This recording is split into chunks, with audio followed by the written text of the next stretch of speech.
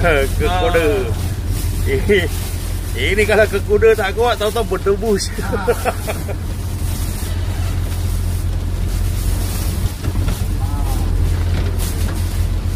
Ini pun kita boleh main sepi.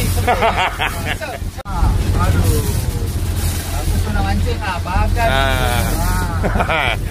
Nak mancing hayat kan? Badan ke. Kita makan dia. Ini kita panggil trik apa? Trik makan modal. Trik makan modal.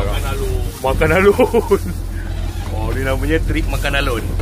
Kalau kau nak tahu macam mana kat tengah laut, kalau kena badai, kena gelora angin, ni lah gaya dia. Nampak? Air sampai masuk nampak.